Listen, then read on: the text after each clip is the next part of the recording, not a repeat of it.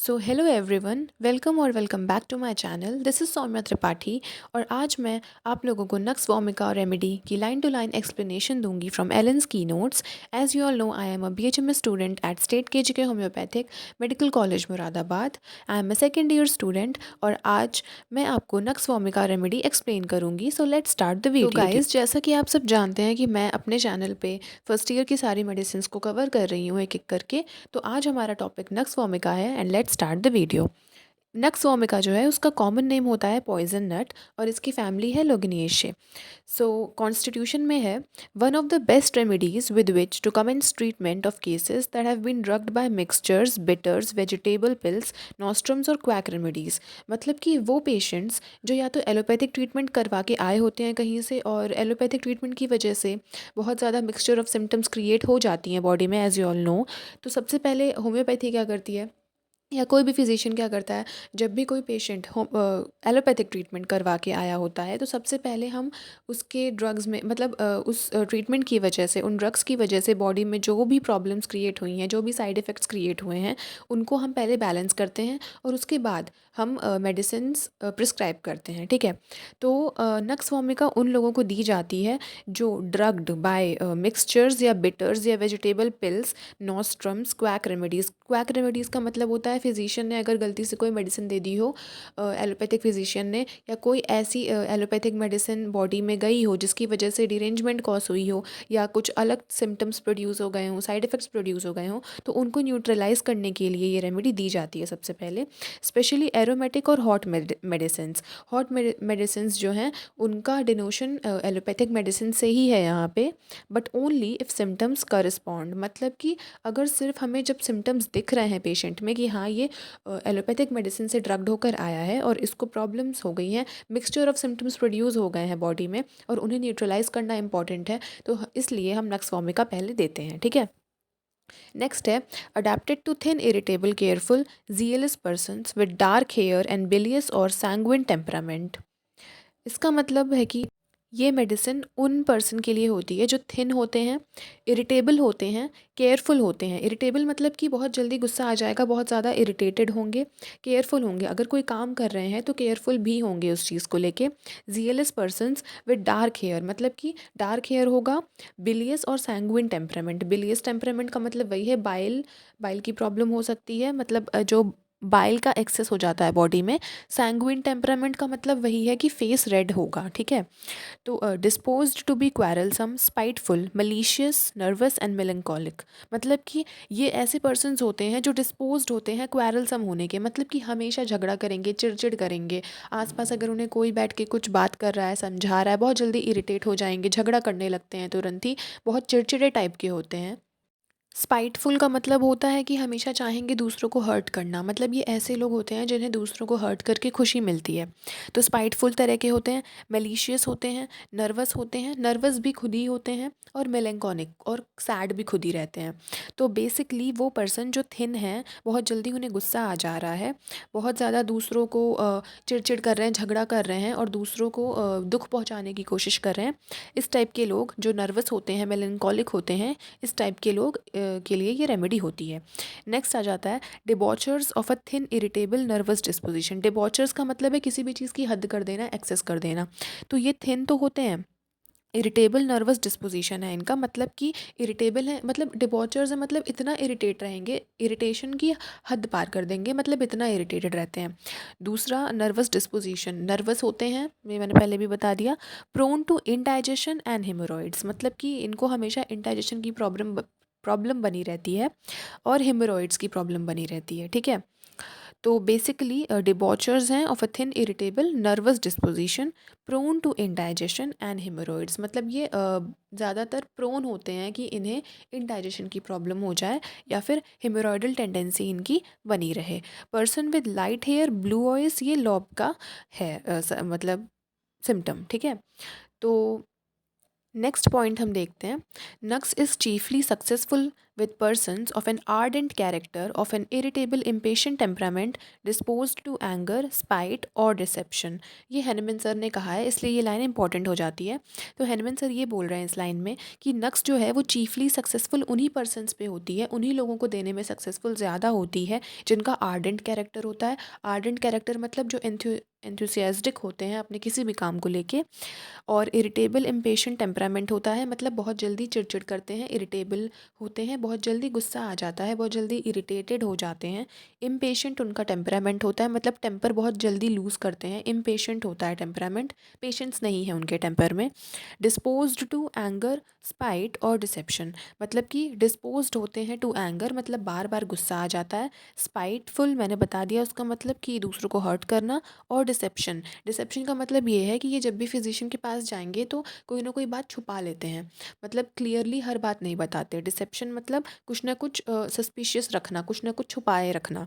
तो जिनका ऐसा कैरेक्टर होता है पेशेंट्स का, उनके ही ऊपर ये मेडिसिन ज़्यादा अच्छी सूट करती है, ये हैनमन सर ने कहा है।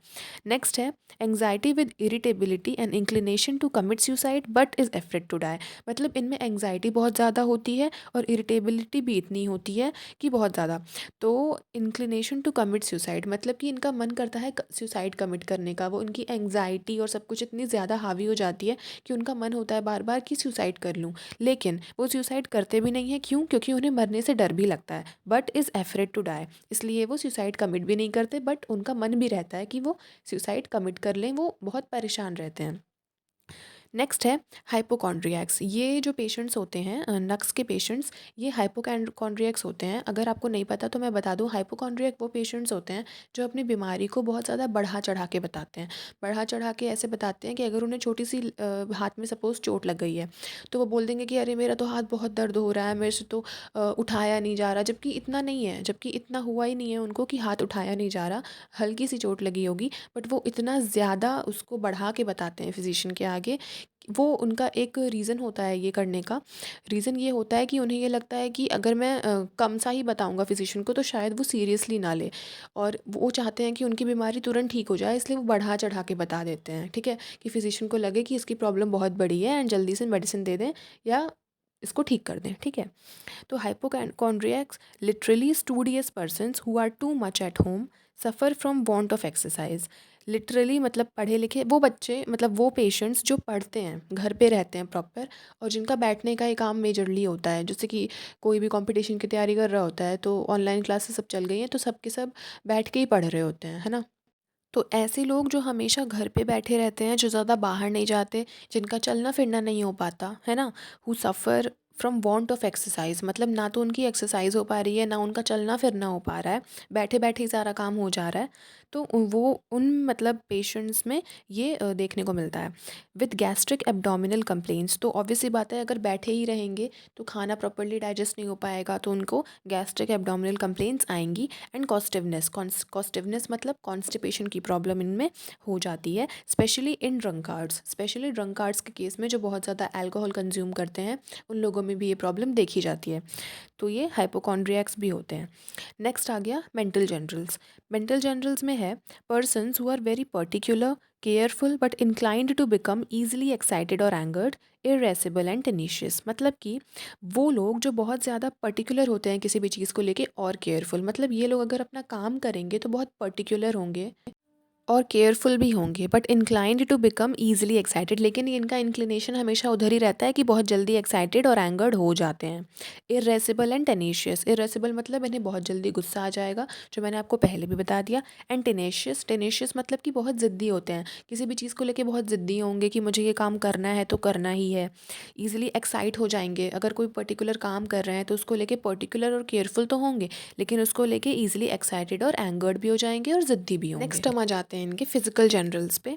फिजिकल जनरल्स में लिखा है bad effects of coffee, tobacco, alcoholic stimulants, highly spiced और सीजनड फूड, मतलब कि इनको जो भी परेशानी या कंप्लेंट्स होती हैं उनकी किसकी होती है, कॉफ़ी के बैड इफ़ेक्ट्स की वजह से, अगर कॉफ़ी ज़्यादा कंज्यूम कर रहे हैं, टबैको, अल्कोहलिक स्टिमुलेंट्स, कोई भी ऐसी चीज़ जिसमें अल्कोहल है, हाईली स्पाइस्ड या सीजनड फूड मतलब कि बहुत ज़्यादा मसाले वाला खाना खा लिया या सीजनड फूड खा लिया, ओवर ईटिंग कर ली, long continued mental over exertion, बहुत देर तक पढ़ाई कर रहे हैं या ऐसा कोई काम कर रहे हैं जिसमें मेंटल एक्सर्शन हो रहा है और बहुत लंबे समय तक हो रहा है, ठीक है, तब भी इनको प्रॉब्लम हो जाएगी। सेडेंट्री हैबिट्स का मतलब यही है कि घर पे बैठे बैठे कोई काम करना, बहुत ज़्यादा चलना फिरना नहीं, लैक ऑफ एक्सरसाइज। तो सेडेंट्री हैबिट्स की वजह से भी इनकी कंप्लेंट्स बढ़ती हैं, बैड इफ़ेक्ट्स हो जाते हैं। लॉस ऑफ स्लीप, अगर ये पेशेंट्स ढंग से सो नहीं रहे हैं और उनको स्लीप प्रॉपर नहीं मिल पा रही है। एरोमेटिक और पेटेंट मेडिसिन इन्होंने कंज्यूम करी है। Sitting on cold stones especially in warm weather, ये इंपॉर्टेंट है। अगर वो ठंडे पत्थरों पे बैठ गए हैं वार्म वेदर में तो भी इनकी जो कंप्लेंट्स है ना उन वो बैड इफ़ेक्ट शो करती हैं। नेक्स्ट हम आ जाते हैं, ओवर सेंसिटिव होते हैं ये बहुत ज़्यादा ये पर्सनस। किस चीज़ से ओवर सेंसिटिव होते हैं? To external impressions, to noise, odours, light और म्यूज़िक। मतलब कि जैसे होता है ना कि कहीं से म्यूज़िक की आवाज़ आ रही है और या तो बाहर से कोई बच्चे खेल रहे हैं तो शोर आ रहा है घर के बाहर से, किसी टाइप की स्मेल आ रही है, ओडर है या लाइट आ रही है, तो इन सब चीज़ों से बहुत ज़्यादा ओवर सेंसिटिव होते हैं। मतलब ये सब चीज़ें इन्हें बहुत बॉदर करती हैं। Trifling elements are unbearable, trifling मतलब छोटी से छोटी भी चीज़ अगर आसपास कहीं हो रही है तो वो भी इनके लिए अनबेरेबल हो जाती है। मतलब बहुत छोटी छोटी चीज़ें भी इन्हें प्रॉब्लम दे देती हैं। एवरी हार्मलेस वर्ड ऑफेंस, और अगर इन्हें कुछ कह दिया जाए जो कि हार्म कर भी नहीं रहा है किसी को, कोई नॉर्मल सी बात भी बोल दी है जो कि हार्मलेस है, वो भी इन्हें ऑफेंड कर देता है, उससे भी इनको बुरा लग जाता है। नेक्स्ट है pains are tingling, sticking hard, aching, worse from motion and contact. मतलब कि इनके जो पेन्स होते हैं, जो उनको दर्द हो रहा होगा वो टिंगलिंग टाइप का होगा। टिंगलिंग मतलब जैसे कोई गुदगुदी सी लगा रहा है, स्टिकिंग होगा, हार्ड होगा, एकिंग होगा, बहुत लंबे समय तक दर्द करेगा। वर्ड्स फ्रॉम मोशन, मोशन से वर्ड्स हो जाता है और कॉन्टैक्ट से भी, छूने से और मोशन से इनका जो पेन है वो वर्स हो जाता है। नेक्स्ट है टेंडेंसी टू फेंट from odours in morning after eating after every labour pain. इनकी टेंडेंसी होती है फेंट करने की, बेहोश हो जाने की, गिर जाने की। कब हो जाती है? फ्रॉम ओडर्स, अगर कोई ऐसा ओडर है जो इन्हें पसंद ना आ रहा हो, उससे अगर इन्होंने स्मेल कर लिया तो इनकी टेंडेंसी होती है कि ये बेहोश हो जाएंगे मॉर्निंग में। आफ्टर ईटिंग, उस मतलब मॉर्निंग में खाने के बाद भी इनकी टेंडेंसी होती है फेंट होने की, और लेबर पेन के बाद फीमेल्स में होता है ये।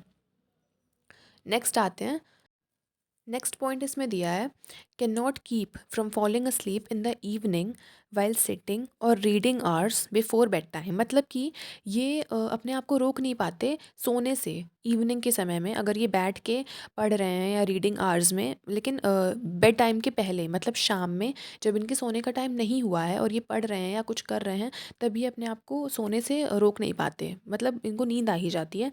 एंड अवेक्स एट 3 और 4 AM, और इसलिए सुबह में 3 और 4 बजे इनकी नींद खुल जाती है। Falls into a dreamy sleep at daybreak from which he is hard to arouse. अगर डे ब्रेक ले रहा है, मतलब जैसे पूरे दिन पढ़ रहा है और डे में इसने ब्रेक लिया, तो क्या होता है, एक ड्रीमी स्लीप में चला जाता है डे ब्रेक में। इस मतलब कि कोई ना कोई सपना आएगा इसको, और बहुत हार्ड होता है अराउज करना, वहाँ वो उठता नहीं है उठाने पे। मतलब ये जब भी दिन में बैठ के पढ़ रहे होंगे या इनका डे ब्रेक होगा, जैसे कुछ लोग नैप लेने के लिए डे ब्रेक लेते हैं, उसमें ना इनको ऐसी नींद आएगी, वो भी ड्रीमी नींद जिसमें नींद सपना आ रहा है, और उससे वो लोग हार्ड होते हैं अराउज करने के, and then feels tired and weak, और क्योंकि बाद में नींद पूरी हुई नहीं है सही से, तो टायर्ड और वीक फील करते हैं। नेक्स्ट हम आ जाते हैं इसकी नोज़ पे, catarrh snuffles of infants, coryza dry at night, fluent by day. मतलब कि स्नफल्स होगा इन्फेंट्स में, गरगराहट की साउंड आती है इन्फेंट्स में जब कोराइजा होता है तो, और कोराइज़ा ड्राई होता है नाइट के वक्त पे और फ्लुएंट होता है डे में। मतलब कि नाक बहेगी इनकी दिन के समय में। एग्रीवेशन हो जाएगा वार्म रूम में, वार्म रूम में जाने से इनका एग्रीवेशन होता है, मतलब कंप्लेंट्स बढ़ती हैं। और एमेलियोरेशन होता है इनका कोल्ड एयर में। From sitting in cold places on stone steps, मतलब कि वार्म रूम में जाएंगे तो इनकी कंप्लेंट्स बेकार मतलब बढ़ जाएंगी, और एमेलियोरेट होंगी, मतलब इनको अच्छा आराम कहाँ मिलेगा? कोल्ड एयर में जाने से। From sitting in cold places on stone steps, मतलब ये जो इनकी कंप्लेन बेसिकली होती है, ये सिटिंग इन कोल्ड प्लेसेस और स्टोन स्टेप्स की वजह से होती है बैठने पे। नेक्स्ट हम देखते हैं इसका जीआईटी। तो जीआईटी में क्या है?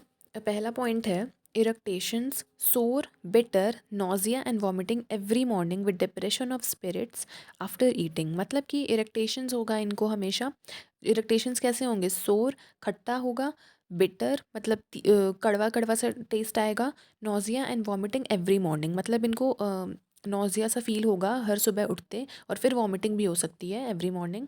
फिर डिप्रेशन ऑफ स्पिरिट्स, मतलब इनका वाइटल फोर्स पूरी तरह डिरेंज हो चुका होगा, तो इनको अच्छा फील नहीं होगा आफ्टर ईटिंग। मतलब ये सारी कंप्लेंट्स सुबह में खाने के बाद ही स्टार्ट होंगी, ठीक है। नेक्स्ट है नौजिया। नौज़िया कैसा होता है? कांस्टेंट होता है, मतलब कॉन्स्टेंटली नौज़िया वाली फीलिंग आती ही रहेगी। After eating in the morning, मतलब सुबह में खाने के बाद इनको नौज़िया वाली फीलिंग आती है। From smoking and feels if I could only vomit I would be so much better. ये लाइन इंपॉर्टेंट है। स्मोक करने के बाद भी इनको नौज़िया फील होता है, और इतना नौज़िया फील होता है कि इनको पूरी टाइम बेचैनी रहती है, और इनके दिमाग में बस यही चलता रहता है कि अगर बस एक बार ये वॉमिट कर दें तो इनको बहुत अच्छा फील होने लगेगा, ठीक है। तो ये वही लिखा है कि if I could only vomit, अगर सिर्फ इनको वॉमिट करने मिल जाए तो इनको बहुत अच्छा लगेगा, ठीक है। नेक्स्ट पॉइंट है स्टमक। स्टमक क्या है? Pressure an hour or two after eating as from a stone. मतलब इनको स्टमक में ऐसा फील होगा, प्रेशर सा फील होगा, जैसे ही खा लेंगे ना उसके 1 या 2 घंटे बाद इनको ऐसा प्रेशर फील होगा जैसे कि पेट में कोई स्टोन रखा है, ठीक है। Pyrosis, tightness, must lose in clothing, इनको इतनी टाइटनेस फील होगी अपने स्टमक में कि इन्हें लगेगा कि जो इन्होंने कपड़े तक पहने हैं वो भी टाइट टाइट फील होंगे, और इसने अपने कपड़ों को ढीला कर देगा, लूज़ कर देगा, ताकि थोड़ा बेटर फील हो। Can not use the mind for 2 और 3 आवर्स आफ्टर अ मील, जब भी खाएगा, जब भी मील इसकी कंप्लीट होगी उसके 2 या 3 घंटे तक ये अपना माइंड नहीं यूज़ कर पाएगा। ये इंपॉर्टेंट पिक्यूलियरिटी है इसकी, कि खाने के बाद ये अपना माइंड 2-3 घंटे तक यूज़ नहीं कर पाते। स्लीपी आफ्टर डिनर, और जब डिनर कर लेते हैं उसके बाद इन्हें नींद आने लगती है। From anxiety, worry, brandy, coffee, drugs, night watching, high living, मतलब कि एंग्जाइटी की वजह से, डर की वजह से, ब्रांडी कंज्यूम करने की वजह से, कॉफ़ी और ड्रग्स कंज्यूम करने की वजह से, रात में देर तक जगने की वजह से, नाइट में बैठ के मान लो कोई वेब सीरीज़ देख रहा है, टीवी देख रहा है या फ़ोन चला रहा है, तो रात में देर तक जगने की वजह से ये सारी कंप्लेंट्स इनकी होती हैं। नेक्स्ट आया constipation. Constipation with frequent unsuccessful desire, passing small quantities of faeces, sensation as if not finished, इनमें कॉन्स्टिपेशन की प्रॉब्लम होगी। कॉन्स्टिपेशन ऐसा कि फ्रीक्वेंट अनसक्सेसफुल डिज़ायर, जितनी बार भी ये जाएंगे स्टूल पास करने के लिए, हर बार इनको ऐसा ही लगेगा कि डिज़ायर कंप्लीट नहीं हुई है, मतलब कि अच्छे से अभी इनका पेट साफ़ नहीं हुआ है। Frequent unsuccessful desire, passing small quantities of faces, हमेशा ये जब भी जाएंगे तो वॉशरूम, तो स्मॉल क्वांटिटीज़ में ही फेसेस इनके पास होंगे, हर बार एक बार में पेट साफ़ नहीं होगा, कम कम देर में जाएंगे और कम कम क्वांटिटी में फेसेस पास करके आएंगे। Sensation as if not finish, और हमेशा हमेशा एक ऐसी सेंसेशन रहेगी इनके अंदर कि अभी फिनिश नहीं हुआ है, अभी और फेसेस मतलब बाकी रह गए एब्डोमेन में पास करने के लिए। तो नेक्स्ट है frequent desire for stool, anxious, ineffectual, बार बार इसीलिए डिज़ायर आएगी स्टूल की, है ना, फ्रीक्वेंट डिज़ायर होगी, एंग्शियस होंगे उसी वजह से, इनअफेक्चुअल मतलब वो काम नहीं करेगा, कितनी बार भी जाएंगे ना वॉशरूम तो उन्हें ये फीलिंग आएगी ही नहीं कि पेट साफ अब हो गया फाइनली। सो हाँ, ameliorated for a time after stool, in morning, after rising, after mental exertion. Amelioration सिर्फ इनको तभी मिलेगा जब स्टूल पास हो जाएगा, तो उसके थोड़ी देर बाद तक, अगर एक बार गए हैं स्टूल पास करने तो थोड़ी देर तक इन्हें अच्छा लगेगा, एमेलियोरेशन होगा, लेकिन फिर वैसे ही हो जाएंगी कंप्लेंट्स सारी उनकी। इन morning, after rising, after mental exertion, मतलब कि सुबह में जब ये उठेंगे या फिर बहुत ज़्यादा मेंटल एक्सर्शन कर लेंगे तब इनको फ्रीक्वेंट डिज़ायर होगी स्टूल की। नेक्स्ट पॉइंट आता है alternate constipation and diarrhoea in persons who have taken purgatives all their lives. जैसे वो वाले कुछ मेडिसिन्स आती है ना आयुर्वेदिक की, जैसे वो था पेट सफ़ा हर रोग दफ़ा, तो जो रात में लेके अगर कोई ऐसे मेडिसिन सो रहा है कि सुबह में पेट साफ़ हो जाए, तो उनके साथ परगेटिव्स उनको कहते हैं। तो बेसिकली उनके साथ ये प्रॉब्लम हो जाती है कि उन्हें ऑल्टरनेट कॉन्स्टिपेशन एंड डायरिया की प्रॉब्लम फेस करनी पड़ती है। कभी कॉन्स्टिपेशन होगा, कभी डायरिया हो जाएगा, कभी फिर पेट साफ़ नहीं होगा और कभी कुछ ज़्यादा ही साफ़ हो जाएगा, ठीक है। नेक्स्ट है स्ट्रैंगुलेटेड हर्निया, स्पेशली अम्बिलिकल, मतलब कि हर्निया की प्रॉब्लम देखने को मिलेगी स्पेशली अम्बिलिकल, ओके। नेक्स्ट हम बात करते हैं फीमेल रिप्रोडक्टिव सिस्टम की। फीमेल रिप्रोडक्टिव सिस्टम में दिया है menses too early, profuse, lasts too long, मतलब कि मेंसेस जो होंगे फीमेल्स को वो बहुत जल्दी आ जाएंगे, प्रोफ्यूज़ होंगे मतलब हैवी ब्लीडिंग होगी, और बहुत दिनों तक लास्ट करेंगे, लास्ट्स टू लॉन्ग, और keeping on several days longer, मतलब कि कुछ एक्स्ट्रा दिन के लिए भी मेंसेस आ जाएंगे, with complaints at onset and remaining after, और जो फीमेल्स की कंप्लेन होंगी वो जब मेंसेस का ऑनसेट होगा, मतलब मेंसेस जब स्टार्ट होंगे तब भी रहेगी और जब ख़त्म हो जाएंगे तब भी कंप्लेंट्स रहती हैं, मतलब बिफोर एंड आफ्टर मेंसेस रहती है। Every 2 weeks, irregular, never at right time, हर 2 हफ्ते में मेंसेस आने लगेंगे। इरेगुलर मेंसेस आएंगे, कभी भी राइट टाइम पे नहीं आएंगे। स्टूपिंग एंड स्टार्टिंग अगेन, और अगर फीमेल स्टूपिंग करती है मतलब झुकती हैं तो मेंसेस फिर से आ जाते हैं। ड्यूरिंग एंड आफ्टर, मतलब कि स्टूप करने के पहले और बाद में आ ही जाते हैं। एग्रीवेशन ऑफ ओल्ड सिम्टम्स, और अगर कोई पुरानी कंप्लेंट्स हैं उनके एग्रीवेशन से भी मेंसेस आ जाते हैं। नेक्स्ट है labour pains, violent, spasmodic. Labour pains जो होगा फीमेल्स का, वो कैसा होगा? वायलेंट होगा, मतलब बहुत ज़्यादा होगा। स्पाज्मोडिक, ऐसा लगेगा जैसे कुछ मरोड़ रहा है। कॉजिंग अर्ज टू स्टूल और टू यूरिनेट, और बार बार जब ये पेन होगा वायलेंट तो इनको अर्ज होगी स्टूल या यूरिन पास करने की। एग्रीवेशन इन बैक, मतलब कि बैक में ये बहुत ज़्यादा पेन कॉज करेगा। प्रेफर्स अ वार्म रूम, और वार्म रूम में जाके इनको थोड़ा आराम मिलेगा तो ये प्रेफर करेंगी वार्म रूम में जाना। नेक्स्ट हम आ जाते हैं बैक पे। बैक एक होगा इनमें, must sit up to turn over in bed, lumbago, from sexual weakness, from masturbation. मतलब कि अगर पेशेंट्स को जैसे करवट लेना होता है सोते वक्त, तो ये करवट नहीं ले पाएंगे, इनके लोअर बैक में इतना पेन होगा, इनको पहले बैठना पड़ेगा और उसके बाद टर्न ओवर करना पड़ेगा बेड में, उसके बाद करवट लेनी पड़ेगी। ये लेटे लेटे करवट नहीं ले पाते हैं क्योंकि उनके लोअर बैक में बहुत पेन रहता है। From sexual weakness, from masturbation, और ये जो बैक एक की प्रॉब्लम होगी ये सेक्सुअल वीकनेस की वजह से होगी, बहुत ज़्यादा मैस्टरबेट करने की वजह से ये प्रॉब्लम्स अराइज हो जाती हैं। नेक्स्ट हम बात करते हैं फीवर की। रिपग्नेंस टू कोल्ड और टू कोल्ड एयर, मतलब इन पेशेंट्स को कोल्ड में या कोल्ड एयर में प्रॉब्लम्स क्रिएट होंगी, इसलिए ये प्रेफर नहीं करेंगे कोल्ड या कोल्ड एयर में जाना। Chilly on least movement, chilly होते हैं और बहुत कम मूवमेंट करना पसंद करते हैं। From being covered, sorry, from being uncovered, मतलब कि इनको फीवर में ये चाहिए होगा कि हमेशा ये कवर्ड रहें, ठीक है। तो अगर अनकवर्ड रहेंगे तो इनको प्रॉब्लम फील होगी।